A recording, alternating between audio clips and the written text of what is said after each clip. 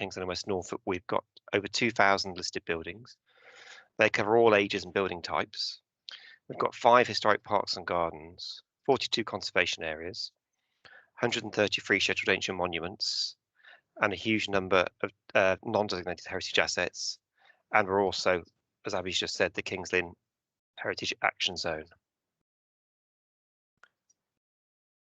So I thought within this talk, I would do a quick quiz saying, is this building listed or is it not, and see what people think about them. I've chosen examples from the 19th and 20th century, not all from Kings Lynn, because I've just seen a lot of people are from Kings Lynn, so they'll know, some people will know whether these buildings are listed or not. But I wanted to illustrate the complexity of buildings that are considered by Historic England when they're looking at a building and should it be added to the local list, sorry, to the statutory list. And I think that demonstrates why a robust justification, a lot of research is needed to add a building to the statutory list. So the first building is in our borough, and this is the Smithton High School up in Hunstanton. So it's the big secondary school in Hunstanton, built in 1954, and a really pivotal building in Hunstanton, important for loads of people. But is it listed or is it not? Most people in Kings Lynn probably might know, but we'll come back to that in a minute. The next one, still in Kings Lynn Town Centre now, is the Quick Fit building on St James's Street, which, as you can see, is divided into two: an older section with the sash windows, and then a section built in 1908 to the right, 2 stories in height with quite a large ground floor. To the left, you'll just see at the same time a picture of the Fenton Insurance building, which isn't part of this quiz, by the way, but is a Victorian building which was refaced in 1936, 1937 to create an Art Deco pub, which then closed down. And this was refurbished as part of the St Margaret's THI, which took place up to 2019, 2020. So again, is the building to the right, is it listed or is it not? This, moving away from Kings Lynn, is the now demolished Birmingham Central Library, which was built in 1974, including the lending library to the right and the reference library in the middle, and based on Chicago City Hall. Again, is it listed or is it not? The demolition might give a bit of a clue there. Another example from out of the borough, this is a 1930s roadhouse pub based on a main road in Birmingham, built in 1936 to commemorate King George V, and currently used as a Chinese restaurant. But again, is it listed? Is it not? And a final example is a property in Leicester. It's a flat-roofed house built in 1954 in quite a well-off area of the city, lived in by one family for many, many years, built to their specification. Is it listed? Is it not? So I don't know how everybody fared in those. Unfortunately, I can't see anybody with the sharing the screen. So we've just run through quickly and show how these various buildings and what type of listing status they have. So this is Smithton High School. This is listed. Not only is it listed, it's also listed Grade 2 star, one of probably the most important post-war buildings in the country. Designed by Alison and Peter Smithson and built in 1954, so really ahead of its time, and well deserving of its Grade 2 star status. But again, that star building doesn't always appeal to everybody, and not everybody would see the merits of that type of building.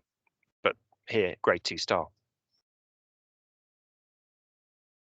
Moving back into Kings Lynn Town Centre, the building we were looking at on the right-hand side is listed Grade 2, and this was a relatively recent listing for the town. This was listed back in about 2017. Only the tall section is listed, so the older section to the left, where you've got the 4 sash windows, which is slightly older, and did originally form part of the grammar school building, isn't listed. It is only the section to the right, the 3-story section, the 2-story section, which is listed. That was built in 1908, possibly designed by Augustus Frederick Scott of Norwich, who also designed the Marks and Spencer store in Norwich.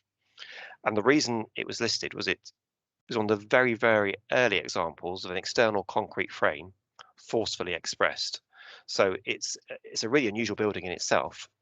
It's a really unusual building to find in King's Lynn, and the type of construction meant that Historic England listed it without any hesitation as Grade 2 back in 2018. The Art Deco building we just spoke about earlier on, unlisted, but a really pivotal part of St James's Street and that corner of development. St James's Street opposite the Theatre Royal as well. Former Birmingham Central Library. This was put forward for listing, or was considered for listing by by Historic England about 12 or 13 years ago, and the recommendation from Historic England was to list the building, but that was rejected by the then Secretary of State. So, as a slightly more complexity to the listing process, although Historic England recommend buildings, there is also the veto of the Secretary of State to actually not accept their recommendation. The building is now demolished, but it was designed by a local architect in Birmingham called John Maiden in very much the brutalist style.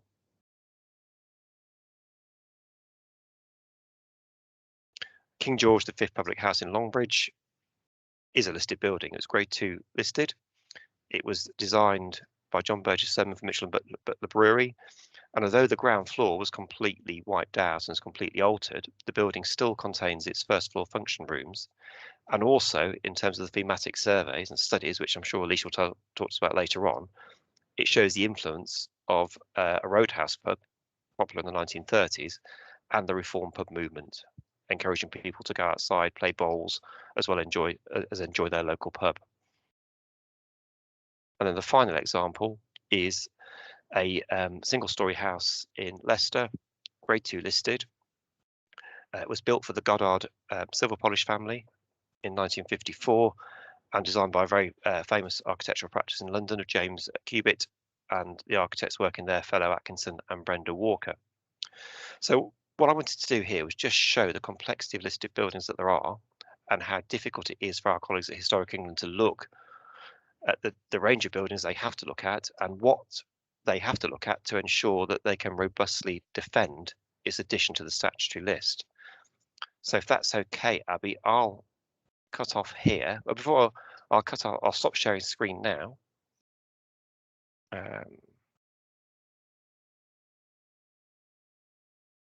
Right. Abby, do you know how I end slideshow? Yeah, that's it. Yeah, and then that if works. you just stop sharing it.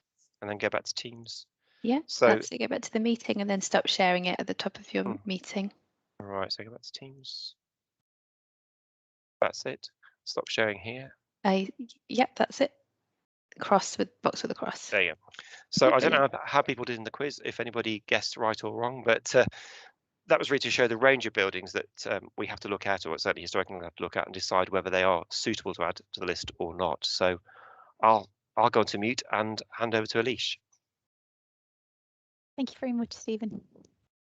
I'm just going to share my PowerPoint. Hopefully you're able to see the PowerPoint now. Yeah, all good. Yeah, fantastic. Thank you. So my name is Alicia McGuan and I'm a listing advisor at Historic England. And I've had the immense pleasure of working with the Borough Council at King's Lynn over the last few years, working on the Heritage Action Zone there. So we've been mostly concentrating on certain parts of the Heritage Action Zone, specifically around Tuesday Marketplace, Chapel Street and down King Street. But what I'm hoping to do today is maybe share some of the wonderful things that we have found along the way, introduce you to the work that we do at Historic England, and let's go. So, so you might know quite a lot of this already, but you might also learn something new. Who knows? We'll see. So what is listing? The National Heritage List for England, also known as the NHLE or the list, it's very, very large, and I think people don't realise how large it is. It contains over 400,000 listed buildings, 20,000 scheduled monuments, 1,600 parks and gardens, over 120 historic shipwrecks, nearly 50 battlefields, and about 20 World Heritage Sites. So it is an incredibly large list that has built up over a very, very long time. And today what we're going to concentrate on is the three most common forms of designation that you have in Kings Lynn and in the historic environment that you live in, which are scheduled monuments, listed buildings and registered parks and gardens.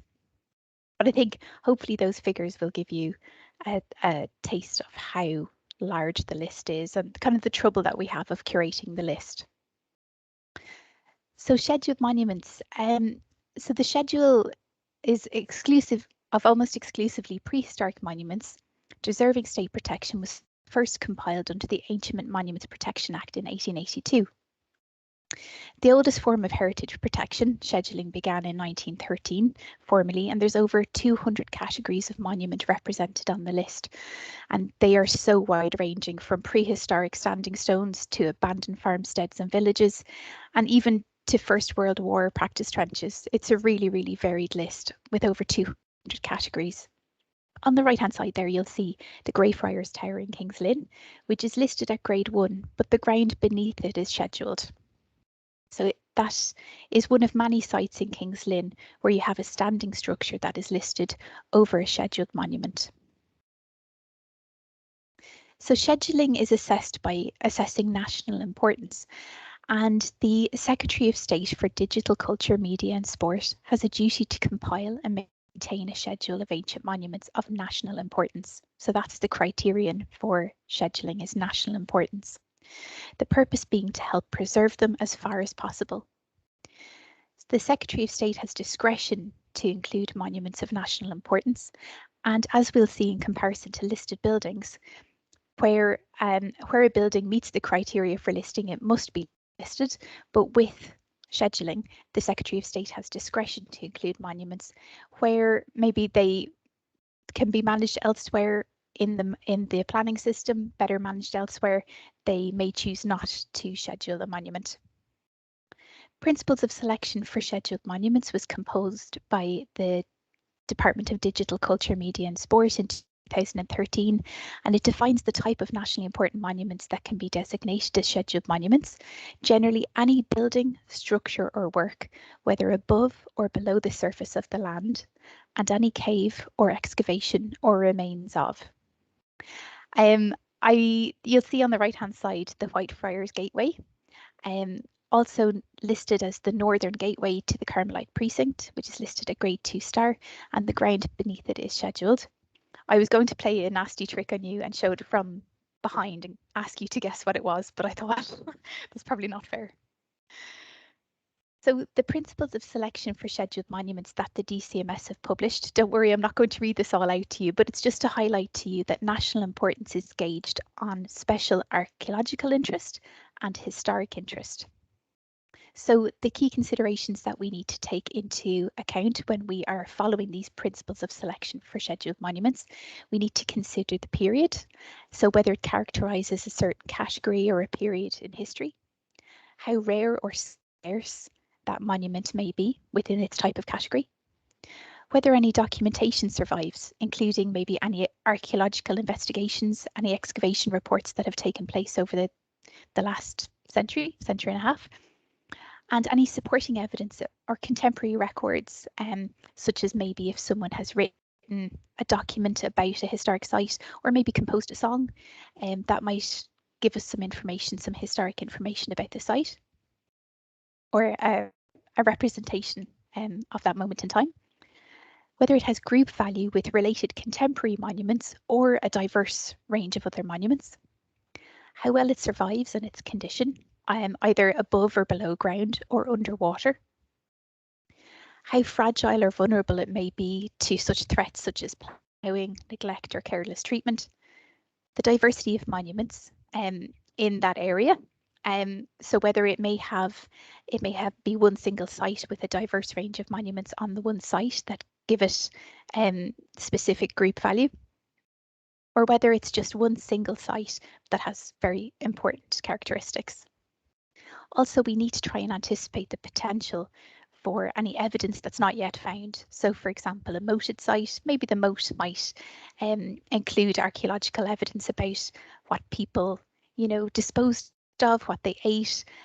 So that information may not yet be processed and we may not know about it yet. In addition to the those guidelines, those principles of selection that are composed by the Department of Digital Culture, Media and Sport, they are the statutory criteria that we need to follow. But to complement that, Historic England have written these scheduling selection guides, and there's many, as you can see on the screen there, really wide ranging, everything from industrial sites to law and government sites, gardens, historic gardens. So each of these selection guides provides a history of that type of site and also specific considerations that we should take into account when assessing them for scheduling. Excuse me.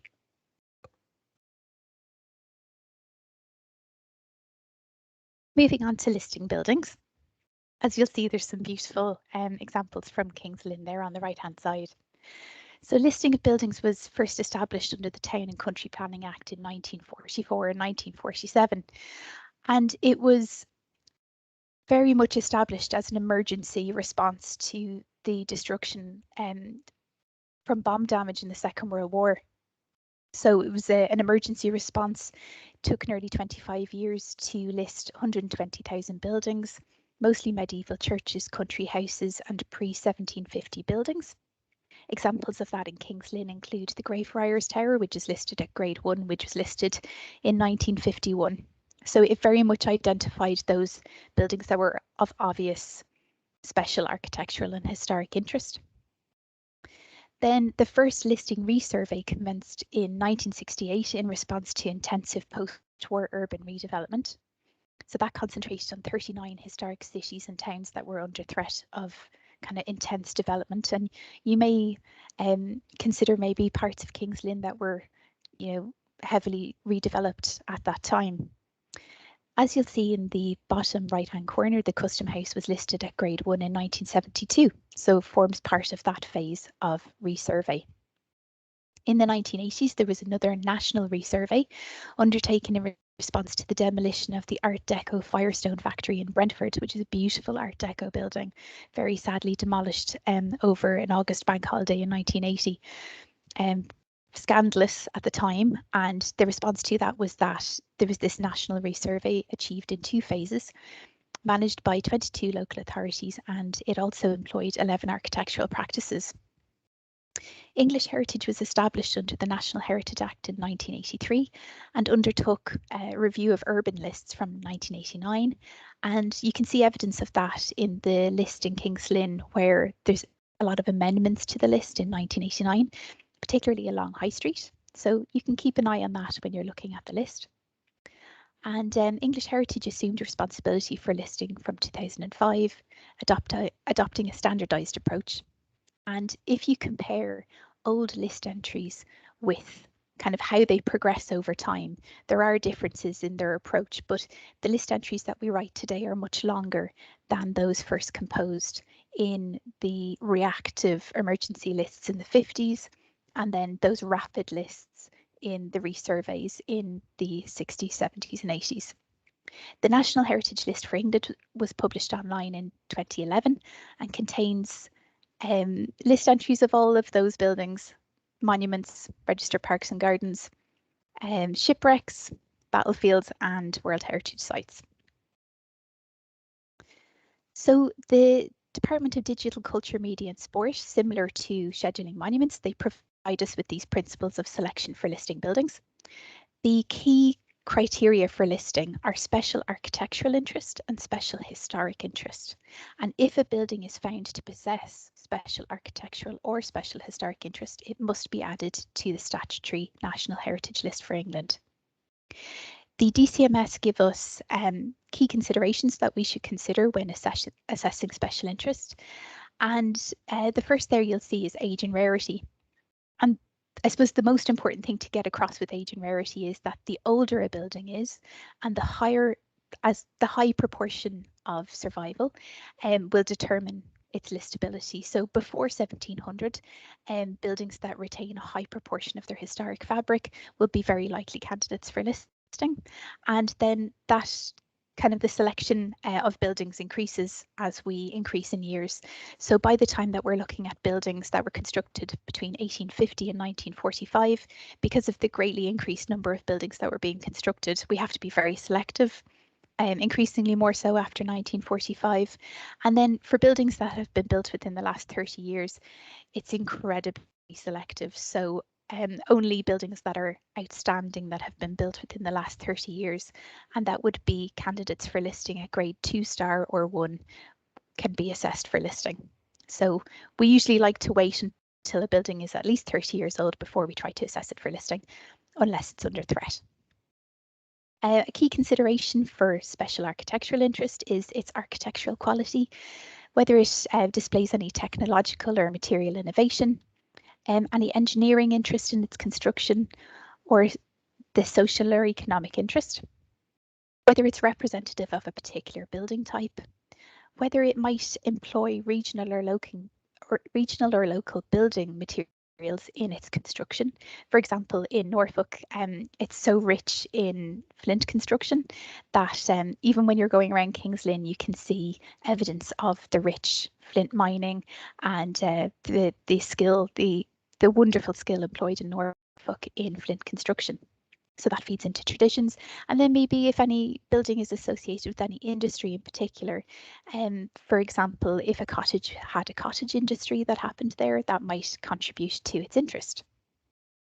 In addition to that, historic interest can come into play. It's not as common as special architectural interest, but special historic interest can come into play where the building is associated with an important aspect of the nation's history, or is closely associated with a person, group, or event of national historic interest. As you might be aware, there's buildings are listed at 3 grades: grade 2, 2-star, and 1. Grade 2 represents the majority of buildings on the list, nearly 92%, and those buildings at grade 2 are deemed to be of special architectural and historic interest, or to make it short, of special interest. Buildings that are listed at grade 2-star recognise the building as being of more than special interest, and that's around 6% of buildings on the list. And grade 1 buildings are recognised as being of exceptional special interest. So for example, Stephen was saying earlier, the school in Hunstanton that's listed at grade 2-star, the listing of it at grade 2-star recognised that it was of more than special interest, and as he rightly pointed out, it's a very important post-war building. As you'll see on the right hand side there, we have number 33 to 39 St James's Street that Stephen already spoke about, and it's just highlighting why we listed it there, that it's a rare and early example of a complete concrete framed building surviving from the interwar period. Similar to scheduling, Historic England have published listing selection guides which deal with a wide range of subjects. There's too many to take in on the screen there, but they provide a history of each of the types of buildings that they deal with, and also specific considerations that come into play when assessing certain buildings. So for example, if we were looking at domestic, hopefully you can see my cursor, domestic vernacular houses, that would deal with maybe, we could be looking at maybe timber framed buildings there, a timber framed house, and we would look at the listing selection guide to see the development of those types of houses over time, what materials they employed and how materials changed over time, and specific considerations that we would consider for listing would include maybe high proportion of survival of ceiling beams, and maybe whether it has its original roof. So these are all published on the Historic England website. When people are applying to Historic England to assess a building for listing, we encourage them to look at these listing selection guides so that they can try and draw out what makes that building special. In addition, Historic England also publish introductions to heritage assets, which are targeted research projects. Examples in recent years include post-war public art, post-war public houses. So these introductions to heritage assets serve to complement our listing selection guides and provide further historic research and context on specific heritage types. I thought it might be useful to try and compare 2 buildings that we recently assessed for listing on Tuesday Marketplace. So these 2 buildings were assessed as part of the Heritage Action Zone project. So that on the left is the former Lloyd's building at 1 Tuesday Marketplace, which was listed at Grade 2 in 2018. So that's now the TSB. And hopefully it's familiar to you. It's a really beautiful building. It was built in 1928 to designs by Henry Munro Cautley, who also designed the Lloyd's Bank in St Ives, Cambridgeshire, and that in Norwich as well. And each of those is listed at Grade 2. And they're both quite similar to this building stylistically. You'll see there's really fine carving over the windows, over the door. The classical motifs are quite strong. It retains its sculpted, inscribed signage. And the interior, although the interior has been quite heavily altered, it does retain, I believe, a cornice that you can see from the street as well. I haven't been inside that building myself. On the right-hand side, you'll see the former London Joint City and Midland Bank at 63 High Street. So this is immediately beside the Lloyd's building, and you can see it peeping from the left-hand side of the photograph there. It was built in 1921, so 7 years prior to the Lloyd's Bank. It is not associated with a known architect. We thought that it was quite modest in architectural style and compared to other bank buildings of this period. This classical style is quite common for bank buildings of the period, trying to assert a sense of authority, quite a formal kind of appearance to customers, and quite respectable, I suppose. And the interior was converted to a Nando's restaurant. Well, it's now a Nando's restaurant, but the interior was converted in 2008. So hopefully that gives you quite a clear comparison between the two, why one was listed and why one was deemed to be not listable. I'd be interested to hear your thoughts, and if you have any questions, please do pop them in the chat as we go along. I will do my best to answer them as we go along, but if not, we can answer them afterwards.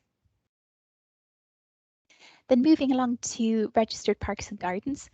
The Register of Historic Parks and Gardens was established in 1983.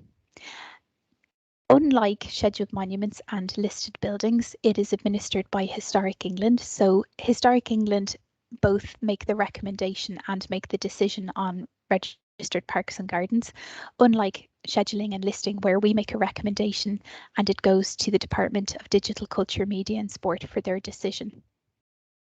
There are currently over 1,600 sites registered at Grade 2, 2-star or 1. And similar to buildings and scheduled monuments, we provide 4 selection guides for parks and gardens, rural landscapes, urban landscapes, landscapes of remembrance, and institutional landscapes. And you'll see your beautiful walks in King's Lynn below, ornamental public town walks, which I've had the pleasure of cycling through too. Beautiful. So when we're assessing sites for registration, we assess special historic interest. And similar to buildings, there's key considerations with dates. So any historic designed landscapes that were formed before 1750, where there's a high proportion of survival, they are likely candidates for registration. And then as time goes on, we have to be more selective in our criteria. I recently had one, I should have included a photo. I had a commercial building in Peterborough, and that was the landscape was undertaken only 30 years ago, and it maybe I can send it around afterwards, but it was the youngest registered park and garden in the country, and we registered that around 2 years ago. So you can see the wide range of designed landscapes that we assess for registration. Other key considerations when assessing for registration include whether it was influential in the development of taste, whether through reputation or reference in literature, whether it's an early or representative example of a style of layout or a type of site, or the work of a designer, amateur or professional, of national importance, whether it's associated with any significant persons or historic events, and whether it holds strong group value with other heritage assets. For example, maybe any archaeological sites that are within the designed parkland or garden, such as maybe a deserted medieval village, maybe any listed buildings such as a country house or a stable block. and another little game of is it listed? Hopefully you'll do as well at this. So I thought this was an interesting one. It's a bollard at the junction of Ferry Lane and King Street. As you walk down this lane down to the ferry, is it listed? It is. Hopefully you all guessed that, but it's probably, it's just so small that you'd barely even notice it walking by it. So as you can see, this was listed at grade 2 in 1977. So thinking back to what I was discussing earlier about the resurvey in the 70s and 80s, and that this was picked up at that time. As you can see, it's got an extremely short list entry. So bollard, early 19th century, Napoleonic cannon set into the ground as a traffic bollard, appears to be of cast iron. In comparison today, if we were writing that list entry today or rewriting that list entry today, we would write a full history describing the history of maybe where it came from, when it was installed. So I mean, a Napoleonic cannon sounds very interesting to me. I'm not too sure if we could write too much describing it, but I thought it was an interesting example. On the High Street, number 4344 High Street, is the former Boots chemist, built in 1903 by in-house architect for Boots. I won't try and pronounce his surname. It was later the Top Shop and it's now the Poco Lounge. I haven't yet had the pleasure of visiting King's Lynn during the whole of the restrictions, but I can't wait to go back and I can't wait to see what they've done with the Poco Lounge. I've never actually been inside the building, so I'm looking forward to it. But is it listed? Turns out it's not listed, but should it be assessed for listing? And that's the question that I wanted to ask you. So thinking about what has been discussed today, the key considerations that we take into account, how well the building might survive from when it was built, how it's changed over time. What do you think? There's a few changes that have taken place to the ground floor shopfront. When we assess buildings for listing, we assess the interior of the building as well. So we'd be looking to see if there's maybe any interior features that survive here, such as maybe any early 20th century shop fittings. Maybe would there be any fireplaces, cornices, staircases? These are the type of things that we look out for. But it's a beautiful building, and it's just worth kind of questioning whether these things should be assessed for listing and whether they might meet the criteria. If we were assessing it for listing, we'd look at the listing selection guide for commercial buildings, which would help give us a steer on commercial buildings of the early 20th century. I thought, hopefully not to bore you, but just to give you a really quick idea about the listing process, what happens, just to demystify the whole thing. And just to say that anyone can apply for listing, and we encourage everyone to apply for listing. It doesn't need to be a conservation officer or someone who works in the local authority. It can be anyone. You can submit an application for listing on the Historic England website. Obviously, this applies for scheduling and registration as well, but I'm just going to talk about listing right now because it is so much of the work that we do. So when you submit an application to Historic England, we carry out a desk-based assessment in the listing team. We have 3 criteria that we have to measure applications against. Is it under threat of demolition or serious alteration? Does it fit into one of our corporate priorities? Is it a current project? And does it have strong potential for inclusion on the list? So does it have potential to have special architectural interest or special historic interest? So we'd be looking at the listing selection guides when we're assessing it as a desk-based assessment.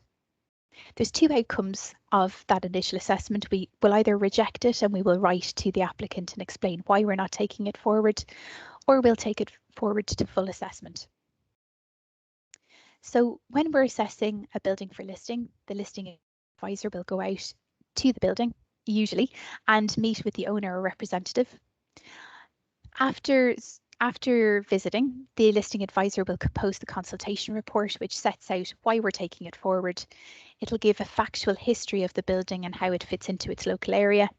And it'll also give a factual description of the exterior, interior, and any subsidiary features. So subsidiary features might include if there is maybe an associated boundary wall and gate piers, or maybe if there's an associated outbuilding. So we would include that within the description. We then circulate the consultation report for a period of 21 calendar days to a wide range of stakeholders, including the applicant, the owner, local planning authority, historic environment record, any amenity societies such as maybe the Victorian Society or Georgian Society, and we welcome any feedback, corrections on the factual details of the report. After the consultation period has closed, we write a recommendation to the Secretary of State whether the building should or should not be added to the National Heritage List for England. It sets out the planning context and any previous listing assessments. We incorporate any consultation responses that we've received, and we use the DCMS principles of selection for listed buildings and also employ our listing selection guides to weigh up why the building is or is not listable, whether it has special architectural interest, special historic interest, and whether it has group value as well with any nearby designated heritage assets. The Secretary of State will then either accept or reject our recommendation, and all consultees will be notified of the outcome of the assessment. The decision is published on the National Heritage List for England and also the Heritage Gateway. Thank you so much for listening. I'm sorry, my voice is going. Thank you so much for listening, and please do throw any questions that you have. I will try and answer anything. If you ever do have any listing queries at all, our listing team can be contacted on applicationsEast@historicengland.org.uk. They are brilliantly helpful and they will respond very promptly. So if you ever have any queries, whether it's an urgent query or not so urgent query, please do get in touch. And we look forward to hearing from you. And I'd like to hand over now to my colleague, Gareth Lopez-Powell, who's going to speak about enriching the list. Thank you. Thank you. I'll just share my screen.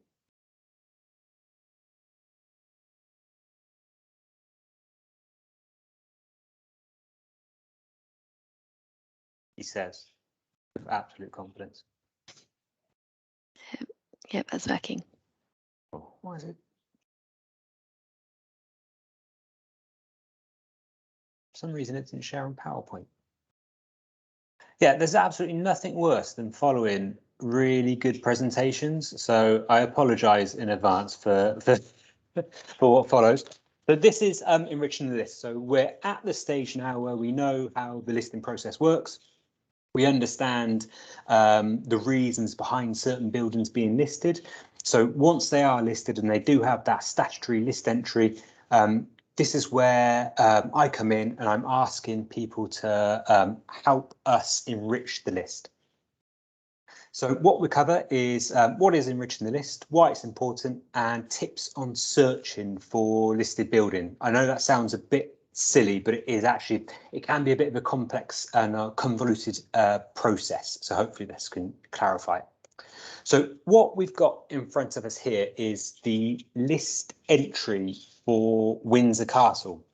Now, Windsor Castle is a Grade 1 listed building of extreme importance, known throughout the world, but I think it's safe to say that possibly the list entry doesn't do it justice as to what Windsor Castle is. You'll be really pleased to know that Windsor Castle was listed in 1975. So the Greyfriars Tower was listed in 1951. So take some pride in that. So as I say, it does look a bit, I don't want to use the word dry, but it is very prompt. It's very kind of not exactly thorough, not exactly warm. As I say, as was previously stated, 2011 was the time that the list entries were made public. So these would have been written for heritage professionals. So a photo kind of does draw on what Windsor Castle looks like. I mean, a lot of people have a really good understanding as to what it would look like, but I think a photo does do it justice and it does sort of bring it to life.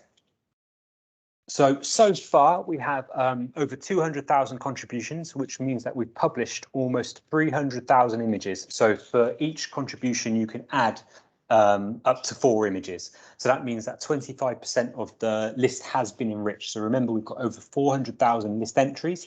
So I think we're doing okay, but we definitely need your help.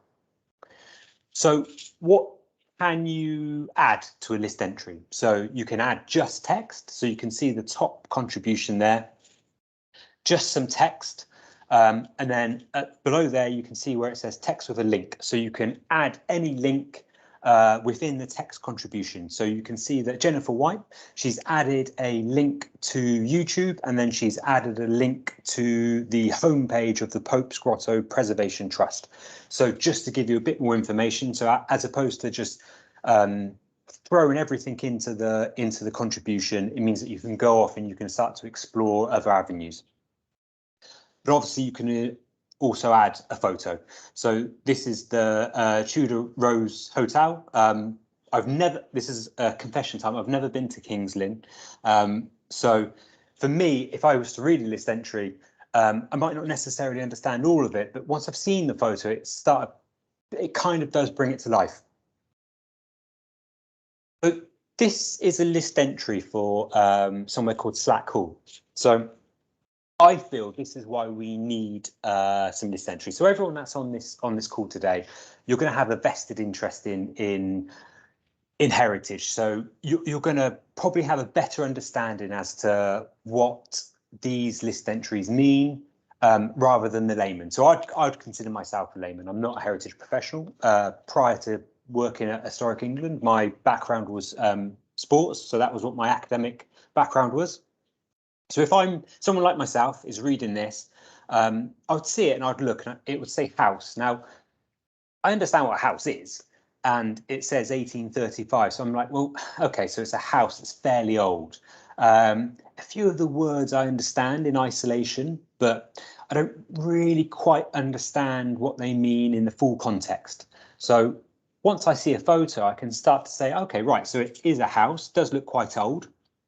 We go back to that list entry, it will say hip slate roof. Okay, so that does look like slate, so I'm going to presume that that's what they mean. Wrong way, sorry. So I can then start to read it a bit more, and it will say things like Tuscan columns. It will say things like plain sash and portico. So these don't necessarily mean a lot to me, but having this photo here, I can say, well, there's some columns. Also, apologies, I've got a terrible habit of pointing towards my screen, so I do apologise. But you'll see that it's got some columns, and I know what a sash window is, so I can see that it's got sash windows. So immediately, for someone like myself, it starts to bring a bit of context to the list entry, and it means that I can understand it a little bit more. But ultimately, it still is a house that I've never visited, I don't particularly know. But then you can also start to add social history. So you can see that both these contributions are related to Slack House. So at one point, one of their relatives owned or lived in the building. So suddenly what you're doing is you've got this architecturally important listed building, but it doesn't necessarily mean a great deal. But now that I know that people have lived there, now that I know that people's ancestors have lived there, and they've started to tell the story about how much it was when it was first purchased and how big the estate was, it starts to now become not so much a house, but it starts to become someone's home. So it starts to mean something. So the one element that I feel that for enriching the list that is incredibly important. So previously we saw a picture of Lloyd's Bank. So within enriching the list, so it gives you the opportunity to start to tell someone like me what's important. So what's the stories about Lloyd's Bank? So there's going to be people that got their first mortgage at that Lloyd's Bank. So this made them buy their first home. The pub that I showed earlier. So I understand that it's important because it's listed. But then if you think about the stories that would have happened within that pub, so all of the celebrations, the birthday celebrations, the wedding parties, the christenings, all of these things bring a bit of they just bring it to life. So it means something more than just a couple of paragraphs on a piece of paper. You start to get a warmth. You start to understand the building. And I think the other thing that's really majorly important is that we do, at Historic England, it's nothing to do with me, it's some colleagues work within heritage schools. So They go out, they visit school children, they explain what the listing process is, they start to tell children why buildings are important and why they're listed, which is great. But then they also take the students out, they take the school children out, they draw the building. They can then add that building to the list entry, to the statutory list entry. It doesn't form part of the building, obviously. Doesn't form part of the statutory list entry, but it's attached to it. So what it means is that there could be a school person that's walked past this church, but it doesn't necessarily mean a great deal to them. They know that it's close by, they know it's important, they know it's big and it's got red bricks, but once it's been explained to them what it is, once they've gone out and they've drawn the building, they've got to know it, it means that they're going to be more aware of it. So as they grow up, they're going to be more interested as to what happens within that building. So I think this is where enriching the list is vital, because not only does it give you the opportunity to showcase what's special about a building, so that can be research reports, that can be further evidence as to what makes that building special. So if there's any really fascinating research that's come up through the HAS, then that can be attached too. So, but it also means that you can attach things that really mean something to you to the list entry.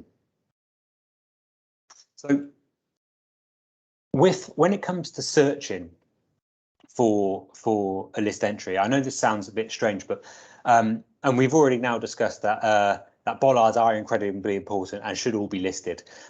If you were to look for this bollard and you just put in Canon bollard, you probably wouldn't return what you're looking for. So you'd have to put in the whole of the list entry.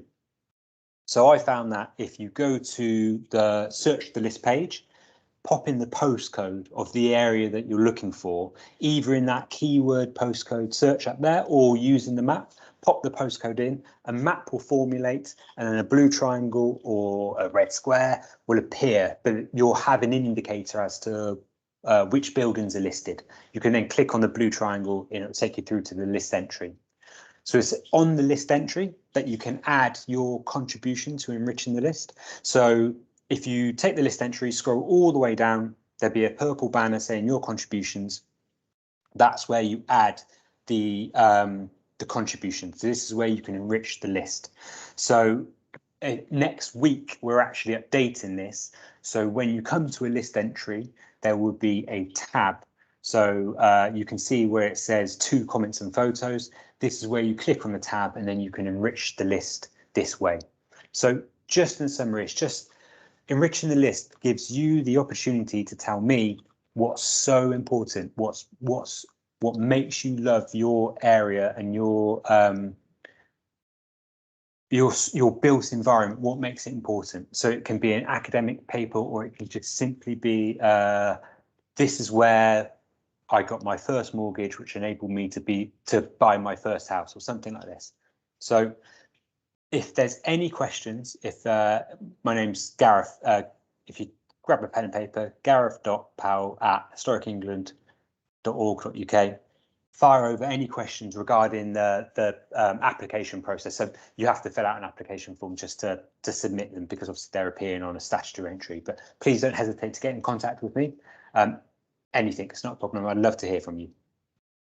Sorry, that was quite a whistle stop. No, thanks, Gareth and Alicia. That was really good. So I don't think we've actually got any questions in the chat, so I think we'll wrap it up here. If anybody does think of anything that they want to ask, anybody who's spoken today, you can either send it to them directly if you've got their emails from their presentations, or you can send it to me and I'll forward them on. I just want to thank everybody for joining this afternoon. I hope you've all enjoyed it and found it informative. And yeah, we'll bring it to a close. Sorry, could I ask one question, Councillor Tom Rives? I just wanted to understand the difference between scheduled ground and a listed building which might be on that scheduled ground, what the significance of that might be. Thank you. Do you want to take that one, Lisa? Or sorry, Alan, could I get you to repeat your question? The difference between the scheduled ground and the listed building upon it, is it? Exactly. Looking at the slides earlier on, there was reference to a listed building upon scheduled ground. Yes, that's a really I good just wanted to question. understand in my head what the significance of that was. Thank you. No, that's a really, really good question. Thank you for asking. So the listed building refers to the standing remains that are protected above ground, and the scheduled monument will include any protected archaeological monument below ground, which can extend much, much further than the listed building. So for example, you may have the upstanding remains of a priory building, which will be listed, but then the priory will extend far and wide. So maybe if you think of Castleacre Priory, that's quite close to King's Lynn, the scheduled monument there will extend to include the full of the archaeological monument, including maybe any buried archaeology, any ditches, any banks, any evidence of former human activity on that site, not just what you can see above ground, but what survives below ground. I hope that answers your question. Yep, thank you. Good. Brilliant. Okay, in that case then we'll leave it there. Thank you very much, everybody. Thank you very much. Thank you. Goodbye. Abby. Bye. Thank you.